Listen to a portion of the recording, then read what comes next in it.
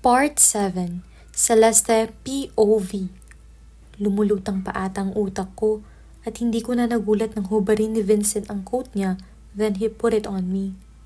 He looked at me straight in the eyes at kahit na pagod na ako, ay nagkaroon ako ng lakas. The way those green eyes looks at me, parang katulad pa rin ng dati. Yung mga mata niyang parang tulad pa rin ng damdamin ko sa kanya. Walang pinagbago. Doon ko lang na-realize na nagkakagulo na pala ang reporters sa labas at lahat sila ay gustong makasilip kung anong nangyari rito sa loob pero maraming PSG kaya hindi sila basta-basta makakapasok. Take her, ensure her safety, sabi ni Vincent. Mabilis namang tinunguan ng mga PSG. Vincent, pagtawag ko sa kanya. Despite everything that happened between the two of us, I still wanna say thank you pero tila napipi ako kaya nag-decide ako maglakad na. Go home, Celeste. Take a rest and we will talk soon. Yun lang ang sinabi ni Vincent habang magkatalikuran kami. Talk soon? Malapit na kami sa kama sa back door nang may biglang pumasok. It's Selena and she's really shocked to see me. Tiningnan niya ako mula ulo hanggang paa hanggang sa bumagsak ang mataray niyang tingin sa coat na nakabalat sa akin. Napakaingay rin dito sa loob dahil rinig na rinig mo ang ingay sa labas. Celeste, you are such a disaster! Akmang susugad siya ng mabilis na hinarang at inikot ng isang babaeng security ang kamay niya sa likod niya. She shouted in pain, "Let go of me! Don't you know who I am?"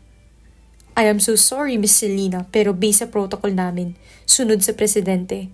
Si Miss Celeste na ang pinaka-importanting taong dapat naming protektahan kanino man. What are you saying? Inis na inis ang mukha ni Selena. Protocol. We must ensure the safety of the First Lady of the Philippines and that is no other than Mrs. Celeste Grayson. Sabi nito at binitawan na si Selena na tila natulala pa sa akin ng ilang segundo. Wala akong time makipagtitigan sa'yo. Uuwi na ako. Bored kong sabi rito at nilampasan siya. Hindi ka talaga titigil hanggat di mo nakukuha ang lahat sa akin, no? Mahina pero inis na inis niyang sabi. Napahinto ako.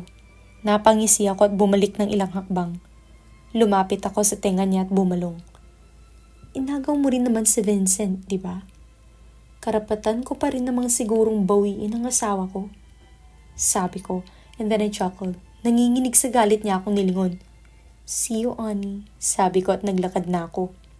Wala naman talaga akong balak gawin yun, no? Inasar ko lang talaga siya dahil nga ilang taon na akong visit sa mukha niyang pakalat-kalat. Hindi pa naman ako nakapagre-reklamo. Hinatid ako ng mga PSG ni Vincent that night sa condo.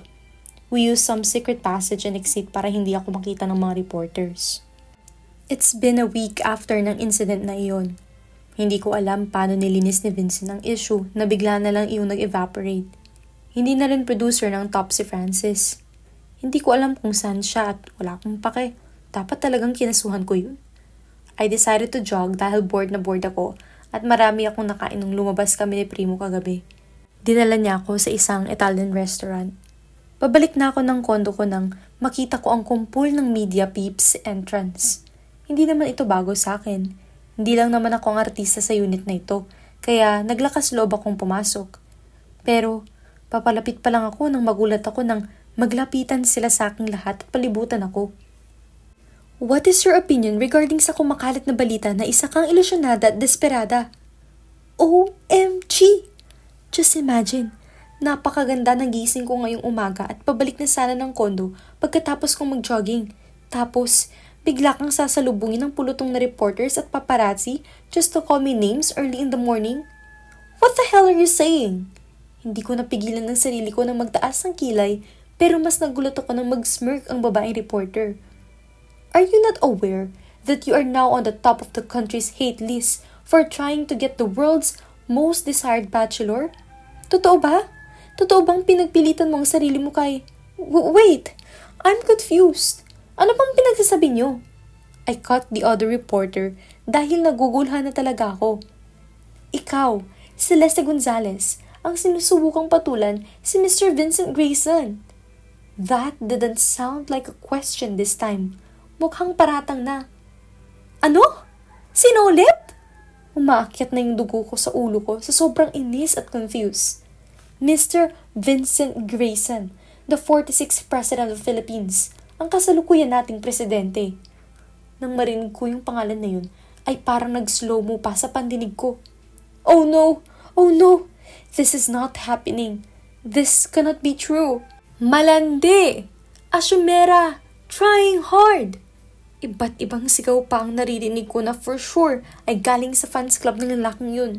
Ako? Asyumera? Alam mo na ba ang kumakalat na pictures mo kung saan ay nakaluhod ka at tila nagmamakaawa sa presidente sa tapat ng mismong bar mo? Natutup ko ang bibig ko. Anong nangyayari? Bakit ngayon pa lumabas yun? Papatayin na talaga ako ni Vincent. Pero, mas nagulat ako nung may humila ng buhok ko mula sa likod at dahil sa sobrang lakas nun ay napaupo ako. Malandi ka! Tama lang yan sa'yo! Sigaw ng mga ito. How could you ruin our bias? The president deserves Miss Selena! Sinira niya ang bias natin! Naramdaman ko ang pagsugod ng mga ito sa akin. May mga humila sa akin, sumabunot, at kumalmot, pero tinakpan ko ang mukha ko. Ipinagpapasalamat ko lang na naka-hoodie and jogging pants ako. Magsitigil kayo! Nung magulat sila sa pagsigaw ng guard, ay mabilis akong tumakbo palayo sa mga tao. May mga ilan pang humabol sa akin pero binilisan ko ng husto. Hindi ko alam kung saan ako napadpad. Huminto lang ako nung pakiramdam ko wala nang humahabol sa akin. Pagod na pagod akong napasandal at umupo ng dahan-dahan sa isang bench dito.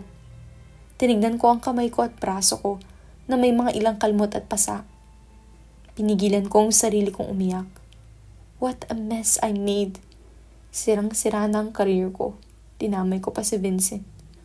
I promise, Maddox, na kahit gaano man ako nasaktan ng dad niya, hindi ko ibabalik yung sakit na binigay nila sa akin. Kaya naman, tumahimik ako sa kasal namin and, to be honest, I was just waiting for him to send over the annulment papers and maybe he didn't get the chance to send it dahil palipat-lipat ako ng bahay or madalas nasa abroad ako. Naramdaman ko ang pagbagsak ng luha ko. People hate me because they don't know the truth. Hindi nila alam na above all, ako ang may karapatan sa presidenteng yun dahil ako ang asawa niya. Yung green-eyed demigod president ng bansa. Asawa ko yun. Akin dapat siya. O dapat yung nasa tabi niya. I should be the one he sees first in the morning. Not his PSG and definitely not si Lina. Galit ako sa kanya. Talagang pinlalo niya ang lahat.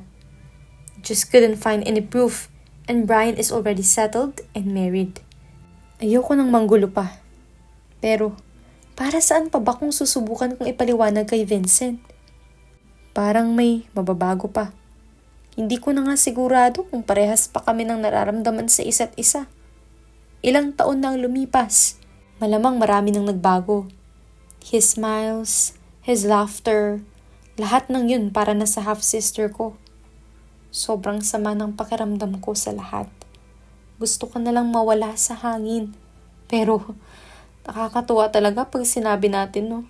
Kapag sinabi nating gusto nating mawala o maglako pero ang gusto talaga natin ay matagpuan. Para tignan tayo ng mga tao, unang taong gusto natin at tumutok sa nararamdaman natin.